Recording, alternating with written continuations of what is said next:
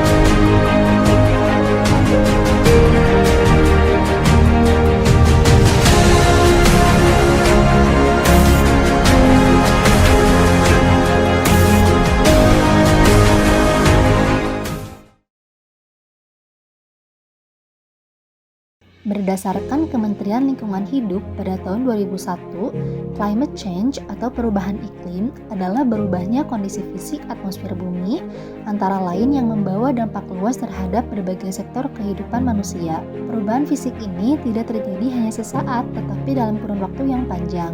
Istilah perubahan iklim sendiri sering tertukar dengan istilah pemanasan global. Namun, fenomena pemanasan global hanya merupakan bagian dari perubahan iklim. Karena parameter iklim tidak hanya terkait temperatur saja, melainkan ada parameter lain seperti presipitasi, kondisi awan, angin, maupun radiasi matahari. Sebetulnya, ada banyak penyebab terjadinya climate change, tapi akar penyebabnya cuma ada satu kok, yaitu efek rumah kaca. Efek rumah kaca bisa terjadi ketika panas di bumi terperangkap dalam atmosfer karena terhalang oleh gas emisi. Nah, apa aja sih yang termasuk gas emisi itu? Yuk kita jabarin satu-satu. Yang pertama, sampah. Sampah yang dibuang dan dibiarkan di tempatnya tanpa adanya daur ulang hanya akan menghasilkan gas metana yang dapat menguap ke atmosfer.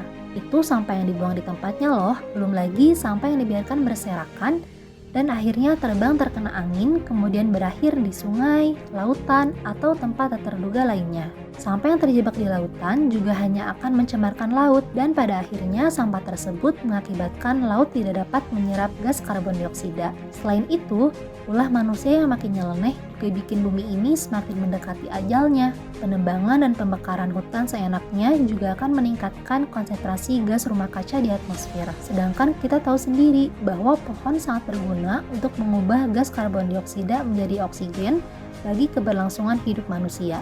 Nah, bukan cuma itu aja. Penggunaan bahan bakar fosil seperti batu bara, minyak bumi, dan gas yang berlebihan juga dapat menyebabkan gas emisi.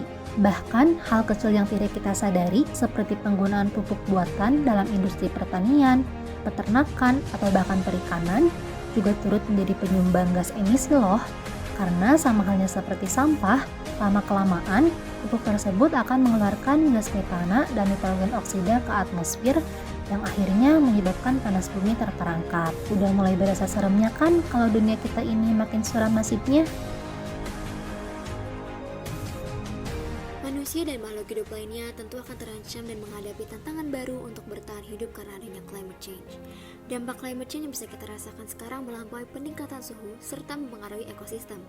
Climate change dalam jangka panjang berdampak juga pada hal-hal yang sangat diandalkan manusia, seperti air, energi, lingkungan, dan kesehatan manusia. Pada air, perubahan iklim memiliki dampak serius yang mempengaruhi sistem air dunia melalui lebih banyak banjir dan kekeringan. Udara yang lebih hangat dapat menahan kadar air yang lebih tinggi yang membuat pola curah hujan menjadi lebih ekstrim. Pada lingkungan, pemanasan suhu bumi, kenaikan batasan air laut, terjadinya banjir dan juga badai karena perubahan iklim akan membawa perubahan besar pada habitat sebagai rumah bagi berbagai binatang, tanaman, dan organisme lain. Laut menyerap sekitar 30% karbon dioksida yang dilepaskan ke atmosfer dari pembakaran bahan bakar fosil. Akibatnya, lautan menjadi lebih asam dan mempengaruhi kehidupan laut. Selain itu, pada hutan yang berfungsi sebagai penyerap karbon dioksida, gas rumah kaca, dan membantu mengatur iklim dunia, terancam karena climate change yang meningkatkan suhu bumi karena dapat memusnahkan isinya. Ketika sebagian besar hutan punah, pohon-pohon yang mati memancarkan simpanan karbon dioksida mereka, menambah gas rumah kaca di atmosfer, dan menempatkan kita di jalur pemanasan global yang tak terkendali. Kemudian pada makanan, pasokan makanan kita tergantung pada kondisi iklim dan cuaca. Meskipun praktik pertanian mungkin dapat disesuaikan, namun perubahan seperti peningkatan suhu, tekanan air, penyakit, dan cuaca ekstrim menciptakan tantangan bagi para petani dan peternak. Kesehatan manusia juga rentan terhadap perubahan iklim. Perubahan lingkungan diperkirakan akan menyebabkan lebih banyak tekanan panas, peningkatan penyakit yang ditularkan melalui air, kualitas udara yang buruk, dan penyakit yang ditularkan oleh serangga dan hewan pengerat.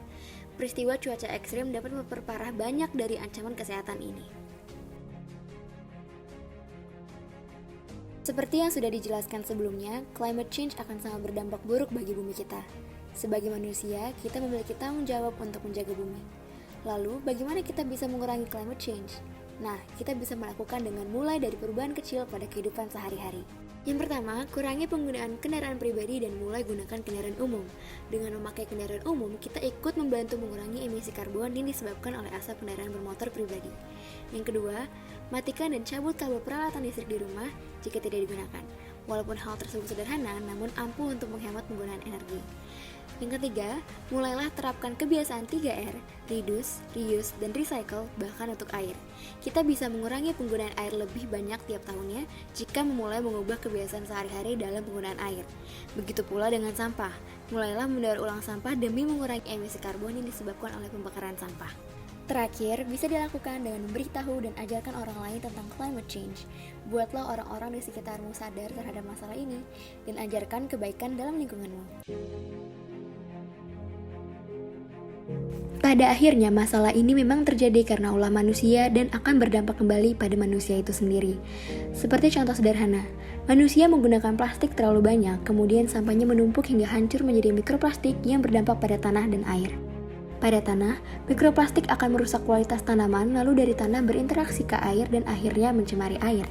Tanah dan air merupakan komponen penting dalam hidup manusia. Jika keduanya tercemar, akan sangat berdampak buruk bagi kesehatan dan kehidupan makhluk hidup. Jadi, memang sudah menjadi tanggung jawab bersama untuk menjaga bumi kita. Ingat, jika ingin generasi keturunan kita sejahtera, maka kita harus menjaga bumi agar mampu menjadi tempat tinggal yang asri dan layak bagi makhluk hidup. Ayo kita fokus membuat perubahan, karena semua ini jika dipraktikkan setiap hari oleh jutaan masyarakat bumi mampu memunculkan pembangunan berkelanjutan dan menyelamatkan bumi kita dari climate change. Your act matters, your act will change the world. Jagalah dan rawatlah lingkungan kita, meskipun hanya suatu hal kecil. Karena hal kecil juga kalau dilakukan bersama-sama akan memberikan dampak yang besar. Mungkin orang-orang harus lebih peduli lingkungan, harus bisa ngolah sampah plastik, mengurangi sampah plastik, jangan buang sampah sembarangan, apalagi ke sungai. Pesan dari saya sendiri kepada orang-orang yaitu untuk lebih peka lagi terhadap lingkungan. Juga mari kita bersama-sama untuk menjaga bumi yang kita tinggali ini. Ya, kita juga harus menjaga lah lingkungan kita. Ya, biar tidak, kan bumi itu setiap hari ada yang bilang udah tua lah, udah makin buruk lah kondisinya. Ya, kita harus memperbaiki lah, at least harus aware dengan lingkungan kita biar gak makin parah keadaannya itu. Ada lebih peduli ke lingkungan kita. Saya sendiri sih mau berubah. Mau. Harus mau. Iya dong. Mau.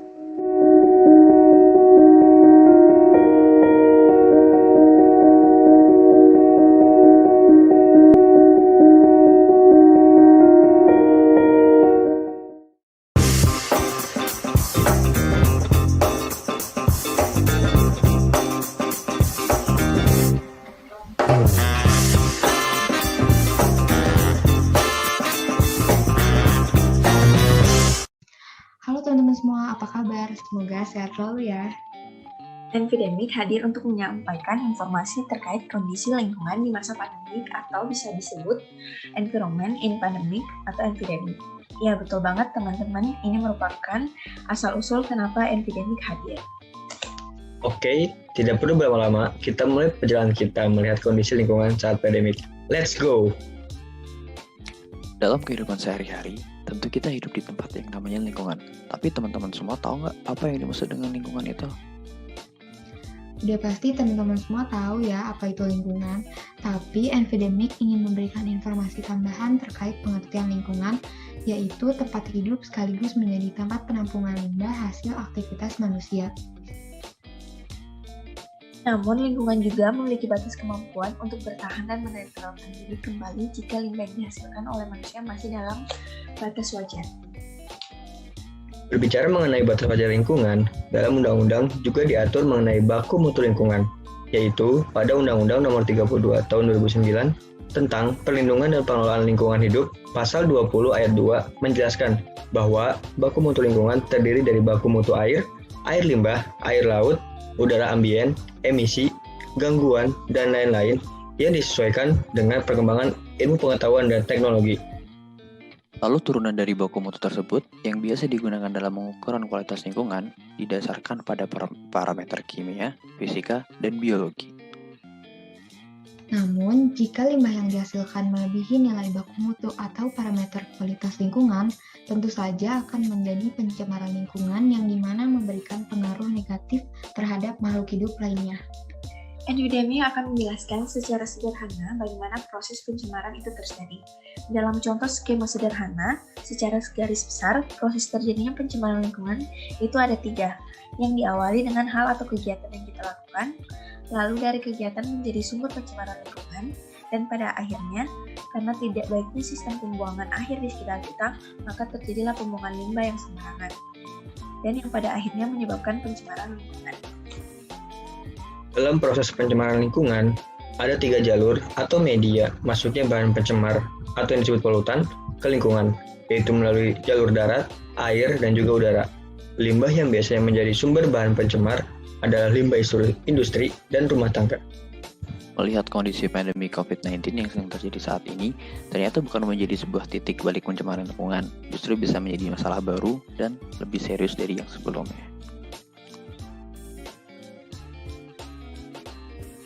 Sebelum jauh ke kondisi lingkungan saat pandemi, Infodemic ingin sedikit berbagi informasi terkait pandemi itu sendiri, seperti apa itu pandemi, kriteria pandemi, dan lain-lain. Pandemi sendiri menurut KBBI yaitu wabah yang menjangkit secara merentak di mana-mana, meliputi daerah geografis yang luas. Pandemi juga epidemik yang menyebar hampir di seluruh negara atau benua dan menjangkit orang banyak. Kata pandemi berasal dari bahasa Yunani yaitu pan yang memiliki arti semua dan demos yang memiliki arti rakyat, sehingga pandemi adalah epidemi atau wabah global yang terjadi pada waktu yang sama dengan daerah yang sangat luas.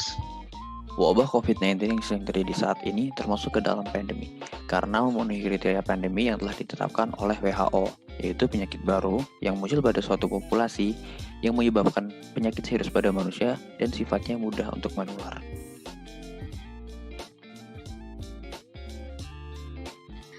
Selama terjadinya pandemi COVID-19, ternyata jumlah limbah tidak mengalami penurunan dan cenderung meningkat dengan mayoritas limbah yang ditemukan adalah limbah medis.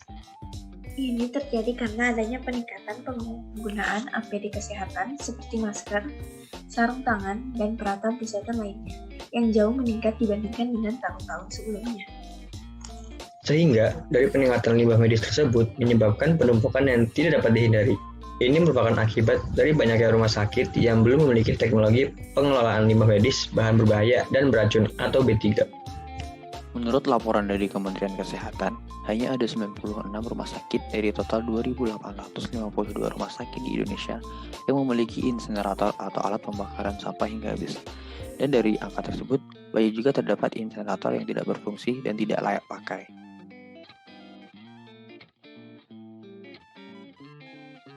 Limbah medis sendiri dikategorikan menjadi limbah B3 karena telah memiliki karakteristik yang telah ditetapkan pada Peraturan Pemerintah Nomor 101 Tahun 2014, yaitu mudah terbakar, reaktif, mudah meledak, infeksius, beracun, dan korosif. Penanganan atau pengolahan limbah medis sebenarnya sudah diatur dalam Undang-Undang Nomor 32 Tahun 2009 dan berdasarkan pada undang-undang tersebut, Kementerian Lingkungan Hidup dan Kehutanan mengeluarkan surat edaran mengenai metode penanganan dan pengolahan limbah infeksius serta limbah sampah rumah tangga sebagai dampak atas penanganan COVID-19. Pada surat edaran Kementerian Lingkungan Hidup dan Kehutanan tersebut, metode pengolahan limbah medis terbagi menjadi 3, yaitu untuk fasilitas pelayanan kesehatan, untuk ODP yang berasal dari rumah tangga, dan limbah medis yang berasal dari sampah rumah tangga. Katanya dari surat edaran tersebut, jika terdapat ODP di dalam rumah, metode pengelolaan limbah medis atau APD yang bisa dilakukan adalah dengan mengemas tersendiri limbah tersebut, menggunakan wadah tertutup, dan diberi keterangan limbah infeksius, yang selanjutnya limbah tersebut akan diangkut oleh petugas yang berwenang ke lokasi pengumpulan dan akan diserahkan kepada pengolah limbah B3. Untuk masyarakat yang dalam kondisi sehat dan tidak terinfeksi COVID-19, disarankan jika menggunakan masker sekali pakai saat sudah tidak digunakan, harap dirobek, dipotong, atau digunting lalu dikemas rapi sebelum dibuang ke tempat sampah agar menghindari penyalahgunaan, dan lebih disarankan pula untuk menggunakan masker guna ulang yang dapat dicuci setiap hari.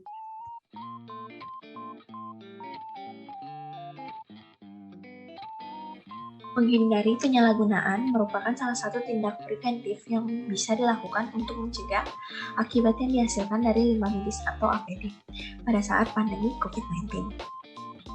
Menurut Persatuan Rumah Sakit Indonesia atau PRSI, jumlah limbah medis saat pandemi COVID-19 saat ini kurang lebih mencapai 88.000 kg per hari. Jumlah tersebut meningkat besar 30% daripada limbah medis sebelum terjadinya pandemi. Terkhusus untuk limbah masker atau APD ternyata memiliki jumlah yang lebih besar. Kurang lebih angkanya berada di kisaran angka 530.000 kg per hari, jika asumsi satu orang menggunakan satu masker per harinya.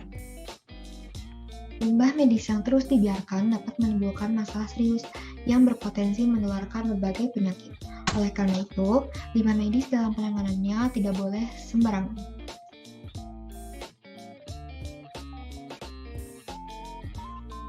Undang-Undang Nomor 32 Tahun 2009 merupakan dasar solusi atau payung hukum yang sudah diatur terkait pengolahan dan perlindungan lingkungan hidup, namun tidak secara spesifik mengatur pengolahan limbah B3. Alternatifnya bisa diperoleh melalui peraturan lainnya, salah satunya melalui peraturan pemerintah. Hingga saat ini, solusi paling efektif untuk problematika dari limbah medis atau APD sudah diedarkan oleh pemerintah melalui surat edaran ataupun peraturan pemerintah. Salah satunya terdapat pada Peraturan Pemerintah Nomor 101 Tahun 2014 mengenai pengurangan limbah medis, yaitu dengan mengatur pusat pelayanan kesehatan yang wajib melakukan pengurangan limbah melalui substitusi bahan dengan memilih bahan baku yang tidak mengandung B3 dan modifikasi proses yang mengharuskan memperhatikan faktor lingkungan hidup. Selanjutnya terkait pengolahan yang juga diatur pada surat edaran KLHK, yaitu limbah medis yang berasal dari pusat fasilitas pelayanan kesehatan, pengelolaannya dilakukan dengan menggunakan insinerator yang suhu pembakaran minimalnya 800 derajat Celcius atau autoclave yang lengkap beserta dengan pencacah atau shreddernya. Hal ini dilakukan agar limbah medis infeksius COVID-19 tidak dibuang langsung ke lingkungan hidup. Nah, last but not least adalah dengan meningkatkan kesadaran untuk menjaga lingkungan dari limbah medis. Salah satu caranya adalah dengan mengurangi kegiatan di luar rumah jika tidak mendesak. Hal ini bisa menjadi salah satu cara untuk mendegradasi limbah medis yang ada, yang tujuannya tentu saja untuk melindungi lingkungan.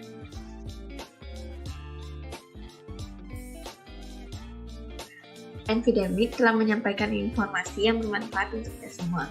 Semoga hal ini menjadi langkah yang baik bagi kita untuk dapat meningkatkan kesadaran menjaga lingkungan dimanapun dan kapanpun. Karena jika bukan sekarang, kapan lagi? Jika bukan kita, siapa lagi? Epidemic pamit.